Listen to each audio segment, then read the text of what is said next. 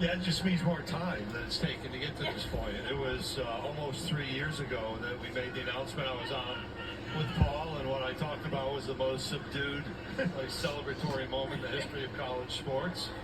And we wanted to be orderly and respectful. That was a message to me from the two university presidents moving from the Big 12 into the SEC, and here we are today and tomorrow. Commissioner, who knows exactly, well, you know exactly how it got to you, but there are certainly some intermediaries, but the moment that you took a deep breath after you hung up a phone and thought, we're about to move toward Texas and Oklahoma, whenever it is, describe your feelings. Yeah, I don't know if I get to take deep breaths much in life. We were reliving a little bit, Chris and I, the week. Let's listen to Greg Sankey, the SEC commissioner. On a Thursday, a call of presidents and chancellors to update them. Previously, about 7 weeks in early June, I had kind of laid out the whole status that needed to be considered, whether we go forward in conversations or whether we stop. Obviously, we went forward. And then from that moment on Wednesday at media days, 8 days later when we had a president's call, our third in 8 days, was probably a relief moment. But then you issue an invitation, and I had not spoken to Oklahoma and Texas for really a couple of weeks during that time. So once the story broke, they had to make a decision about the Big 12. I had been very candid that I can't guarantee you the vote. You want to be here, there's an interest, and there's going to be this time of question, this time of risk. And obviously it played out to bring us here today that our 14 members said we're going to extend the invitation. Those two accepted, and here we go into a new chapter for the Southeastern Conference.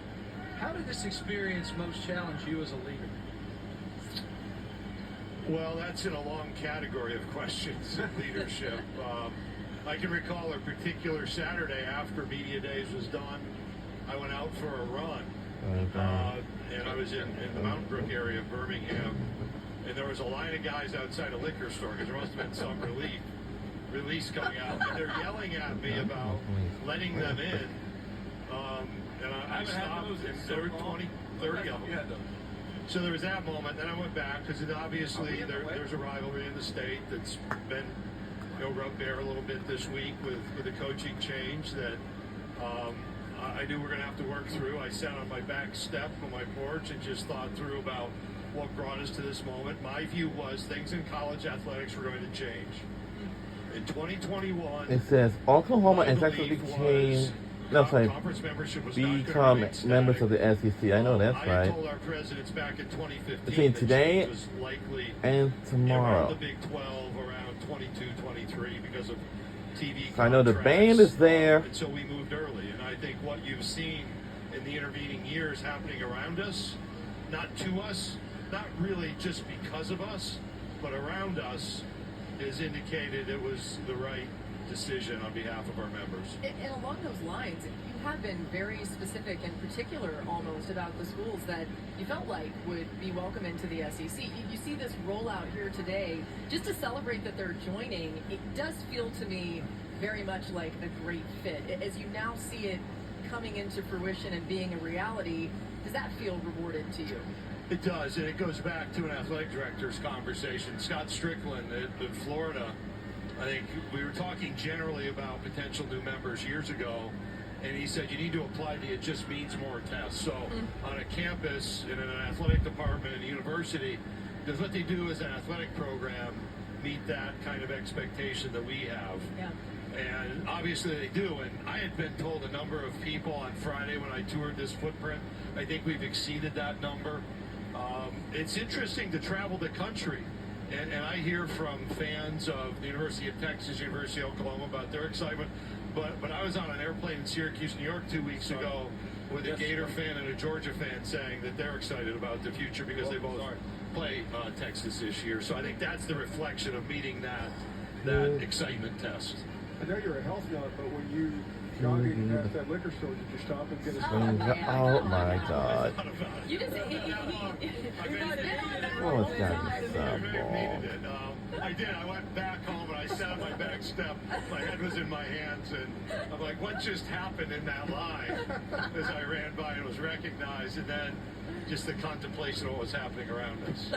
What does it mean moving to 16 teams? What does it mean for the SEC overall as we move into the future? It's been a lot of work, and we've had to stay grounded in who we are. The expectation was we're growing to 16, but we need to operate the team of 14, or excuse me, a league of 14 members. We obviously have a lot happening around us. We've talked ad nauseum about legal issues or state legislative issues or congressional issues. So we've had to operate, and then we've had to prepare. I think we've done a great job preparing across the board for our sports. When we launch volleyball season, Texas plays Texas A&M in a match right off the bat.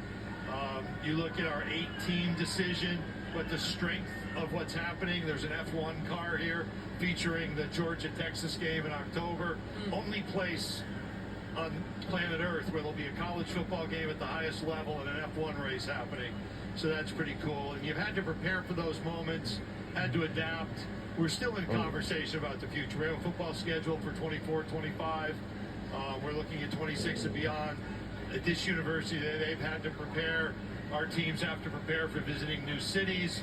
Oklahoma and Texas have to prepare for visiting new places that are just wonderful places in the Southeastern Conference, but intensely competitive. And so all of that's been what's in the work and the meaning and the preparation and the planning. And, you know, there'll be gaps or adjustments, and we'll have to adapt as we go a little bit as well.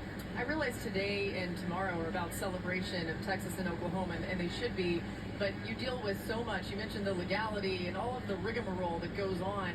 How would you right now assess the state of college athletics?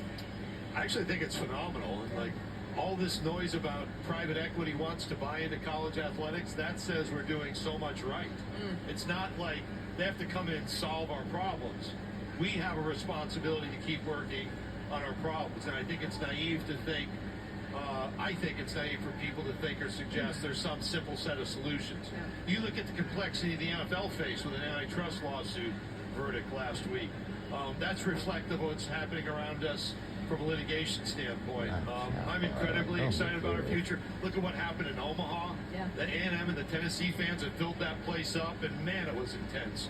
You go back and look at spring meetings. Auburn won a men's golf championship.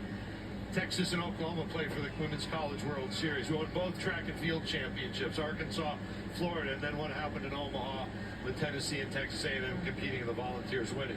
That's who we are, and it's only going to improve from here. That doesn't mean it's easy. That doesn't mean you can become complacent. We have to challenge ourselves. I think we have this celebration. It's July 4th week. We light up a few more fireworks. You turn the page, we get back to work, and we'll see you in Dallas for the first time at SEC Football Media Days. Commissioner, this is obviously a major time for celebration, but I think about your role, and I know you don't like to talk about how people perceive you, but you are clearly perceived as the most important and influential person in college athletics. But I go back 3 years, while influential, you're also the most vilified leader I think I've ever seen, and I know you, it was because of what it's happening the next 2 days, and you got through it. But that had to be one of your, back to what Marty asked, one of the great challenges of your career. Well, my hair matches my shirt today. Somebody Back showed in me a picture. 2021, it was brown. I was showing a picture from 2018 championship game that I'd taken with somebody who's here today. And there was another shade darker. Yeah, I mean, those are, leadership can be lonely. I'm not going to lie. There were times in August of 2021 where there were things again happening around us. You obviously had conferences trying to figure out their future, and I respect they had to. We created a disruption. I would call people who called me at times of difficulty in their careers or in their existence or in decisions, and those phone calls didn't get returned the way they had. Wow. That was just different for me. I had a couple of difficult calls with colleagues. You know, I will say from now through the rest of my career, one of the hard parts for me is my respect for Bob Bowlesby. But in 2015, I believe there was going to be change happening around Big 12 members. I didn't incentivize that. I had to deal with it. So those things, yeah, those are hard, but there should be a level of respect. When I look at our schools and the rivalries that have intensity, we have to come together to work for the common good. You can have your rivalries, you can have your moments, but we have to work together to make the wise decisions. And I think across the nation, part of the struggle now is the disparity in Division One. When you look at the crowd here, there are Division One conferences that don't have this many people in all of their athletic conferences combined. And we have to understand that, and understand that drives decisions. And that's not about trying to be Darth Vader. That's trying to deal with reality. It's like Steve Jobs said, leadership is lonely. If you want to be liked, go sell ice cream. I love that. By the way, have you practiced your hook 'em horns at all? I do not. Doing that in the mirror or anything? I've been asked several times. I'm like, hey, I had to ask for you I'm guys. asked to say other phrases or other hand signals. I'm like, look, I'm contractually precluded from engaging You got in 16 kids. You There we can't go, make a Paul. favorite. Okay, We apparently listen. haven't built that into Paul's contract. I'll only do that to you once. Thanks so much to the SEC Commissioner Greg Sankey for joining us here. A lot more coming your way from Austin as SEC Now live from Texas carries up. They'll do the hook 'em horns. They go here, so they absolutely can. Coming up next on the show, we are joined by the head football coach of the Texas Longhorns, Steve Sarkisian, visiting us. He's already here. He's taking it in. This scene is incredible. There are thousands already here as we get ready to go to welcome Texas officially into the SEC tonight. More SEC Now, live from Austin, right after this.